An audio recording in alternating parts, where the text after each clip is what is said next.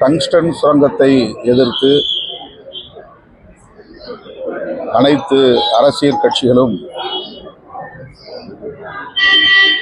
இந்திய ஒன்றிய அரசுக்கு அந்த திட்டத்தை கைவிட வேண்டும் என கோரிக்கை விடுத்துள்ளன. அந்த பகுதியை சார்ந்த பொதுமக்கள் தொடர் போராட்டத்தில் ஈடுபட்டு வருகின்றனர். இன்றைக்கு விடுதலை சிறுத்தைகள் கட்சியின் சார்பில் மாபெரும் கண்டன போராட்டம், ஆர்ப்பாட்டம் நடைபெற உள்ளது. இது தொடர்பாக இந்திய ஒன்றிய அமைச்சர் கிஷன் ரெட்டி அவர்களை விடுதலை சிறுத்தைகள் கட்சியின் சார்பிலே நேரில் சந்தித்து இந்த திட்டத்தை கைவிட வேண்டும் என்று கோரிக்கை மனு ஒன்றை அளித்திருக்கிறோம். மீண்டும் இந்திய ஒன்றிய அரசுக்கு வேண்டுகோள் விடுக்கிறோம். அந்த திட்டத்தை முற்றாக கைவிட வேண்டும் என்று வலியுறுத்துகிறோம். பல்கலைக்கழக மானியக் குழு அண்மையில் வெளியிட்டிருக்கிற புதிய விதிகள் மாநில உரிமைகளை பறிப்பவையாக உள்ளன. உயர் கல்வி அனைத்தையும் இந்திய ஒன்றிய அரசு தனது கட்டுப்பாட்டுக்குள் கொண்டு வரக்கூடிய விதிகளை கொண்டிருக்கிறது. துணைவேந்தர் நியமனம், பேராசிரியர்கள் நியமனம் போன்றவற்றில் மாநில அரசுக்கு எந்த அதிகாரமும் இல்லை என்கிற நிலையை ஏற்படுத்தியிருக்கிறது. இதனை விடுதலை சிறுத்தைகள் கட்சி உண்மையாக கண்டிக்கிறது. உடனடியாக அந்த விதிகளை திரும்பப் பெற வேண்டும் என்று இந்திய ஒன்றிய அரசுக்கு வேண்டுகோள் விடுக்கிறோம்.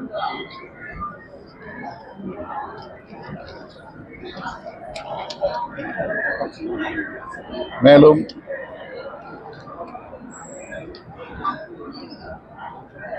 ஈரோடு கிழக்கு சட்டமன்ற தொகுதியில் நடைபெறவுள்ள இடைத்தேர்தலில் திராவிட முன்னேற்றக் கழகத்தின் தலைமையிலான கூட்டணி வெற்றி பெறும். அதற்கு விடுதலை சிறுத்தைகள் கட்சி தீவிரமாக தேர்தல் பணி ஆற்றும் என்பதையும் தெரிவித்துக் கொள்கிறேன். அண்மை காலமாக பெரியார் அவர்களின் மீது ஆதாரம் இல்லாத அவதூறுகள் திட்டமிட்டு பரப்பப்பட்டு வருகின்றன. நீண்ட காலமாகவே சங் பரிவார்கள் இந்த சதி வேலைகளை செய்து வருகிற சூழலில் மொழியின் பெயரால், இனத்தின் பெயரால் அரசியல் செய்யும் அமைப்புகளும் பெரியாரை குறிவைத்திருப்பது அதிர்ச்சி அளிக்கிறது. சீமானவர்களின் பேச்சு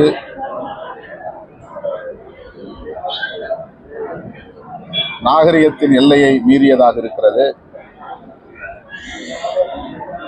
குதர்க்கவாதமாகவும் இருக்கிறது. அவர் பேசுகிற அரசியலுக்கு அது எதிராக போய் முடியும்.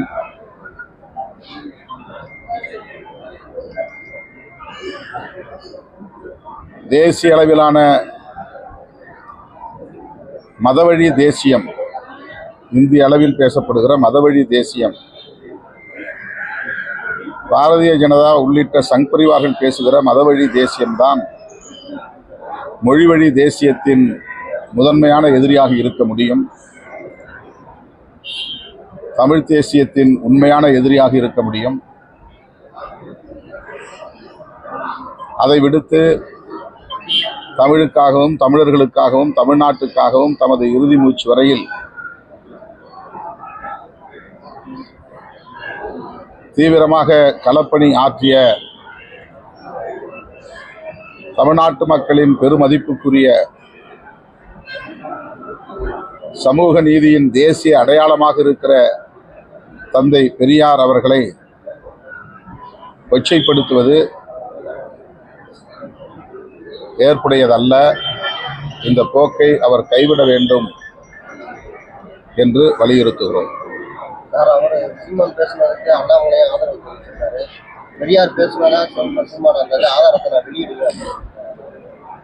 அண்ணாமலை ஆதரிக்கிறார் என்றால் அதிலிருந்து அவர் பேசுகிற அரசியல் எத்தகையது என்பதை சீமானவர்களே புரிந்து கொள்ள வேண்டும். அண்ணாமலை ஆதரிப்பார், அண்ணாமலையை சார்ந்த சங் பரிவார்கள் ஆதரிப்பார்கள்.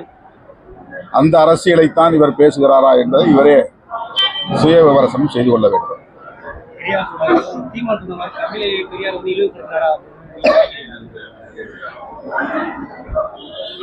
பெரியார் தமிழ் மீதும் தமிழ் மக்களின் மீதும் கொண்டிருந்த அக்கறையின்பால் சில விமர்சனங்களை வைத்திருக்கிறார்.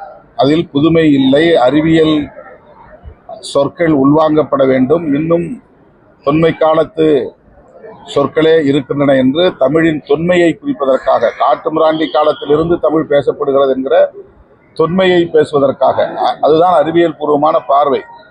தொன்மையை பேசுவதற்காக பெரியார் அதை குறிப்பிட்டிருக்கிறார். அது காலத்திற்கு ஏற்ப, நவீன அறிவியல் வளர்ச்சிக்கு ஏற்ப, தொழில்நுட்ப வளர்ச்சிக்கு ஏற்ப புதிய புதிய சொற்களை உள்வாங்கிக் கொண்டு வளர்ச்சி பெற வேண்டும், வலுப்பெற வேண்டும் என்கிற அந்த எதிர்பார்ப்பில் அவர் சொன்னதை தவறாக திரித்து பேசுகிறார்கள். பெரியாருடைய தியாகத்தை கொச்சைப்படுத்துகிறார்கள். இது ஏற்புடையதல்ல.